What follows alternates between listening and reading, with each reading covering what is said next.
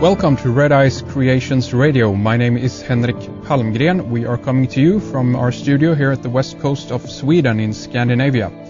On Thursdays and Sundays we're here doing radio on interesting and important subjects with researchers, filmmakers on a wide variety of subjects.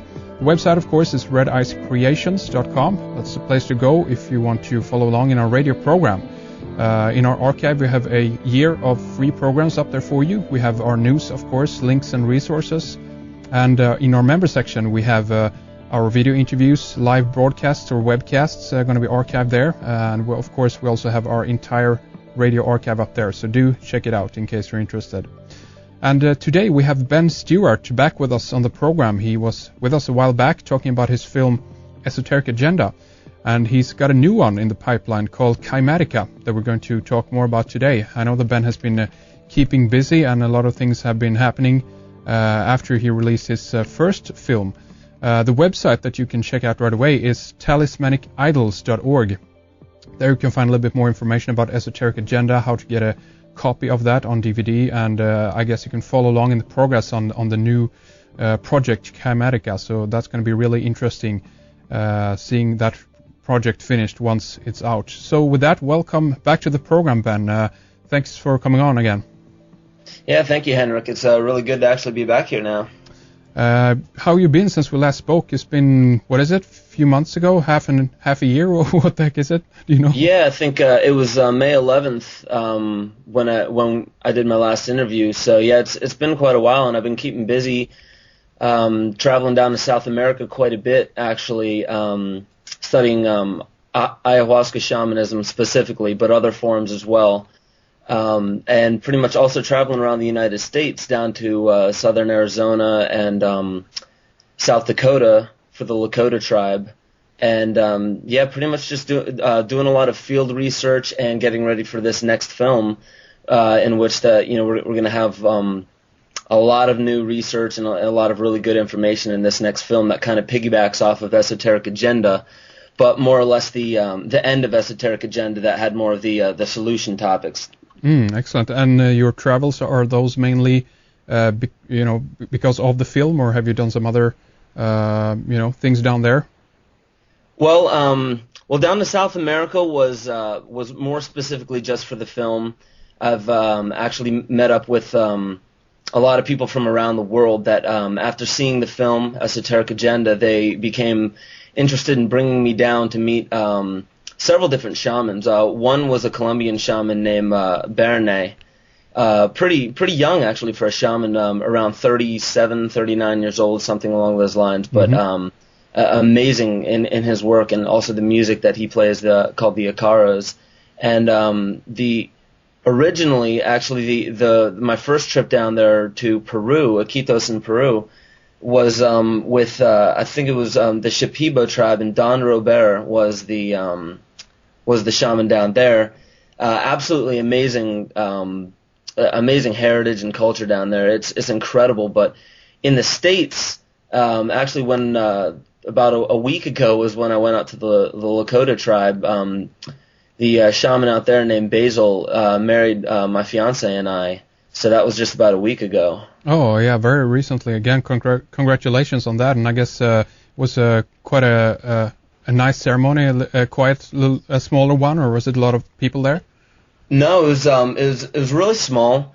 We went out there. It was my first time actually meeting with that shaman. The person who actually introduced me was a person named Rob Cabito of the Karuk tribe out in Mount Shasta, a very good friend of mine.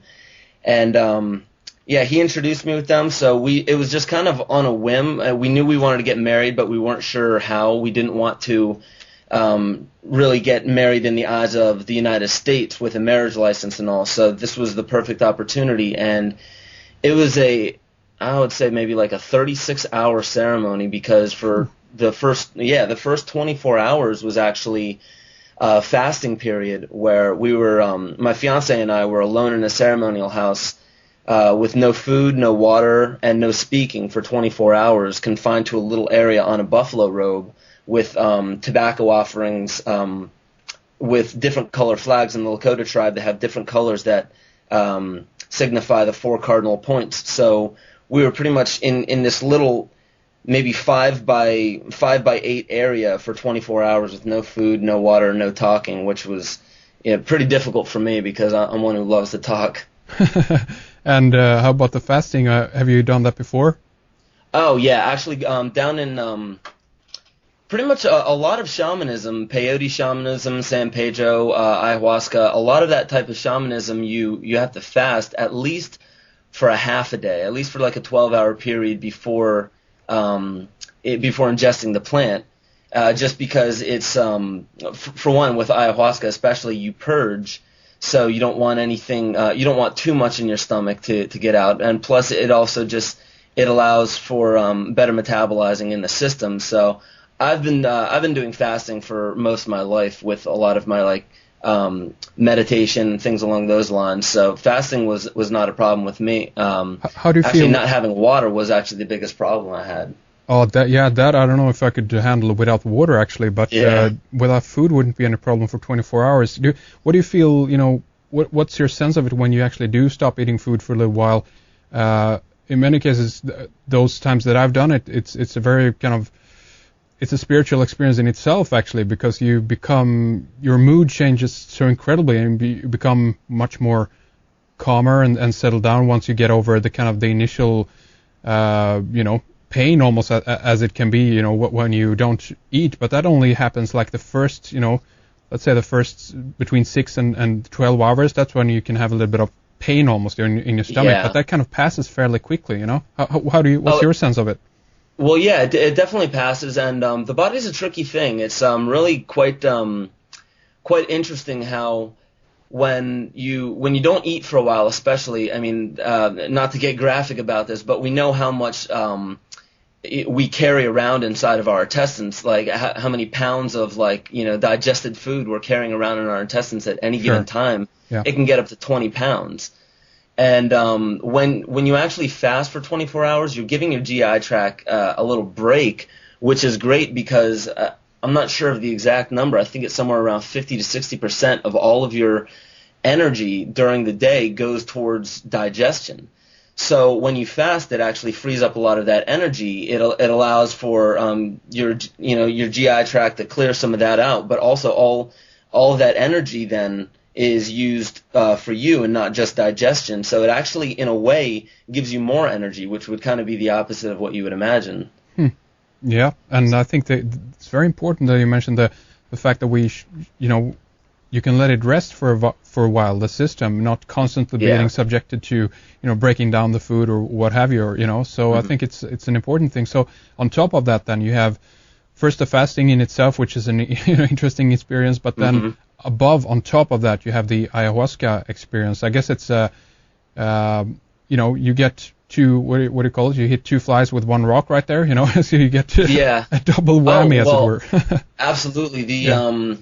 Well, with ayahuasca especially, it really does act as a laxative in many ways. Like that's one of the most comical things is when you're down in South America at any point and you can't control yourself in that way. So it can get kind of unnerving, especially to Westerners.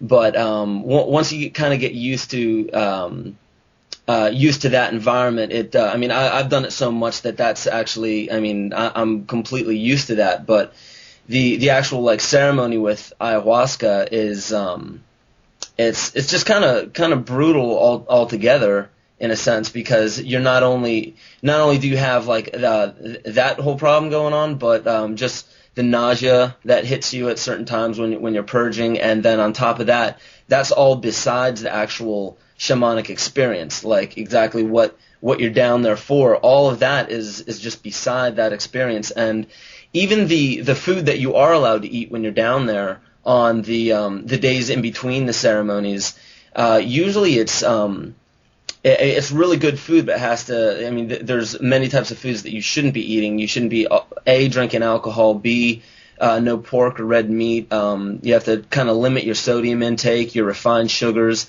So it's kind of, the whole experience is really, really healthy for you because everything that's involved with that experience pretty much helps you clean out your GI tract and just pretty much just clean out your organs and your skin and all the toxins from your system. So it's pretty interesting. I wonder if some of the Western people that aren't too, up to speed with their own, food, so to speak, if they could have a worse experience, because again, it's all the processed food, the garbage food that we eat, and if you get down there and do something like this, then the body at the same time cleanses itself, meaning that you're not going to have. Again, I know that the drug is not for leisure, so to speak. This is not just for entertainment, so it's another thing here. But it could actually be doubling up for some of the people that aren't, keeping a good tabs on their own food intake, so to speak. Right, absolutely. And it's, all of that along with culture shock, because I'm aware that people do, even in the United States and other than South America, do practice ayahuasca shamanism. And that's more of what you would call neo-shamanism, and I don't find any problem with that. But ayahuasca is indigenous to the Amazon, so going down there, that's really the true form, at least in the environment and the setting of it. So if you want that experience, it's also culture shock if you've never been down there, because when I went into Iquitos, Peru, we were right in the thick of the jungle. To where it's you can't even really walk through. There's so much dense vegetation, you can't even really walk through the woods. And the only way we would get around is right on the Amazon River. We would take canoes and boats to visit some of the other tribes. So it's definitely some heavy culture shock there if you're not used to that. Definitely. And how is the I talked with Freeman a while back, and I think he got a bad case of food poisoning when he was down there as well. So you have that on top of it. I don't know if the sanitation is that particular good. I don't know. That might be only to some of the more denser, populated areas. Don't know. Yeah, well, definitely when you go into a new area of the world, the water is going to be a little bit different to you. So you get a lot of people that have a problem with just the water causing things like diarrhea and upset stomach and things along those lines. But when we first got into Iquitos, just the actual city of Iquitos, I went into one bar before hopping onto the boat to actually go into the jungle.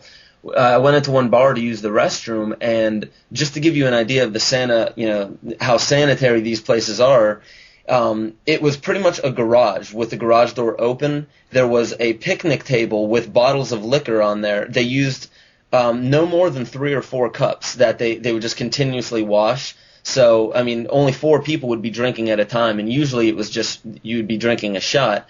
And the bathroom was just in the corner of the room. In one of the corners, they put up a little tapestry, kind of like a blanket to cover that part of the room. And when you go in there, it's literally just a 5-gallon bucket. So that's their bathroom. No sink, nothing. Right. So that's just to give you an idea of how sanitary. And that's just Iquitos. That's not, all over Peru. There are much nicer spots. I've been down to Cusco and Lima, but just in Iquitos, right where I was, the town that we had to go into for food, that's kind of that'll give you an idea of how it was there. And where is Iquitos in Peru approximately? It's northern. I guess it's northern central Peru. Right. Maybe a little bit more to the east part, but it's right in the thick of the Amazon. Oh, okay. So, gotcha. and actually a lot of that footage is going to be in the next film, Kaimatica, because got footage of a lot of the tribes of the actual ayahuasca kitchen where they prepared the ayahuasca, and also the floating cities of Iquitos, which is absolutely beautiful. Anyone who could get a chance to at least view some pictures of it